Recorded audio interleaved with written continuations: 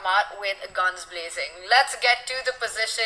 White has got the storm, the pawns, while black is going all out in the center. But black's king is still in the center, and does that give white enough time to create pressure against these pawns? Well, I was wondering why there was a question mark on black's last move going e5, and the reason why is because the king is in the center, black could have played g5. What a ferocious move that would have been.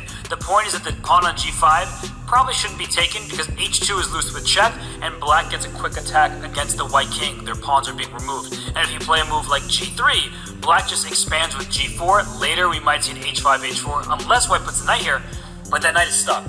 You put your knight in a position where it can't leap forward, drawing arrows poorly, but none of these squares are available to white, and so black would then be able to leave that knight there and play around it.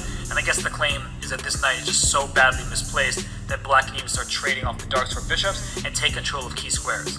That's very important to actually trade off that bishop on b2, because g5, I think it's a move that you really don't want to make unless you know what you're doing, because you're opening up this entire long diagonal. So really nicely pointed out there, but instead a different approach by Pragg. He goes for the central control on e5, and I'm once again looking at this move, which has been the response by Gukesh. He decides to go back with the knight to d2. Is he potentially hinting at a pawn break in the center with the move e4? And the idea is, right, you want to provoke black's central pawns to move forward so you can get some squares for your pieces. Once this pawn lands on d4, that knight from d2 can jump to c4 and start assisting the queenside pawns down the board. a5, b6 coming in. That's a beautiful knight that you're looking at. So the fact that Pragg needs one move to get his king to safety, if white is able to build pressure against those central pawns, Gukesh might seize the initiative. And very good awareness from Gukesh, because normally we say, why are you bringing this knight out? Let's bring the undeveloped knight. But if he had done that, e4 was the big threat, kicking the knight away from the defense of the h2 pawn. So he takes care of that issue, that tactic, and goes for a strategic play. As Tanya, you just said, e4 is a very strong idea, even if it's temporary pawn sacrifice. And look at Pragg. He says, sorry, were you talking about e4? Yes, I will. Thank you. Whoa. An f4. And the players just continue to blitz their moves. So e4 played on a very committal move there by Gukesh. The more I look at it, I like it, Robert, because after f4, if you don't go for en passant, the point is that your bishop on d6 will be dead for the rest of the game. There is no attack on h2. I've taken away a key e5 square for your piece to bounce on, target my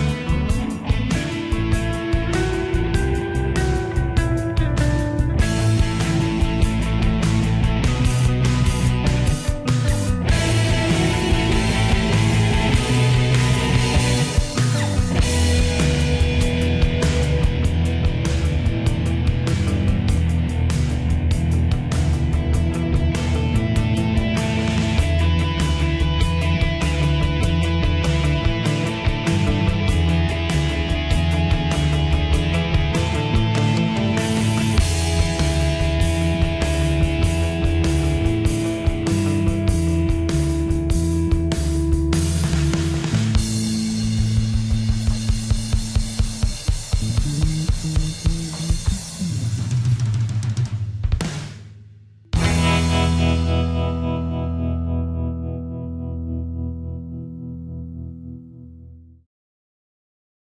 with your a1 rook to a8, or the move that you're pointing out, just queen with the a pawn. Praggnanandhaa in big trouble. He tries to keep the b8 square defended, but now the queen lands on a8. So it's an extra rook for white, and if you take the queen, I get a new one, and then I'm up 2 full rooks. So you see Pragg, he brings his knight back, but if that queen just moves away from the look at this. He just says, my rook is under attack. Let's go to a4. He's keeping everything under control. He sacrificed the queen once, he might as well do it again. But this one is easier to spot. Finally, the e-pawn gets to e2, but the e1 square is nicely guarded. Just have to watch out for checks along the diagonal. But with no piece to support and assist the queen, it feels like even white's king is safe there. So there's a single check if the queen goes up. The only thing you have to worry about is that this queen could get all the way to a square like d1, and then suddenly black would have chances, but that's a faraway dream. The queen slides back to a5, so Gukesh gives up his b7 pawn. What is his plan after that? This pawn e2 still does look a bit scary.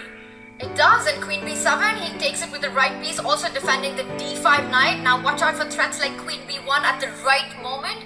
It's something that you have to always be careful about. And Gukesh, he comes back with the queen to keep everything defended. If he can get rid of the e2 pawn, he knows that he should win this game.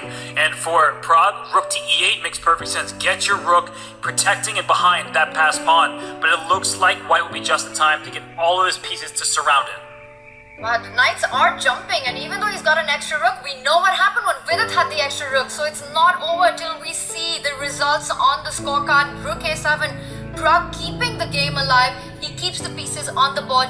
The queen steps up. Is it time for the white knights to start pursuing the black queen? He's reaching out for the e2 pawn, simply grabs it. Why not? Give me that pawn. It was your only form of compensation. And now that black is backtracking with his knight is very clear. A full extra rook for Gukesh. Pragg's facial expressions, they betray his emotions. Right? He is clearly upset with how this game has gone, but Gukesh still determined. He is so focused on securing the full point. Just pure determination there by these players. But for Pragg, you can feel that shift in the energy, that shift in the body language, and Gukesh trying to trade off as many pieces as possible, and it's resignations. Gukesh is the winner in their first over the board encounter.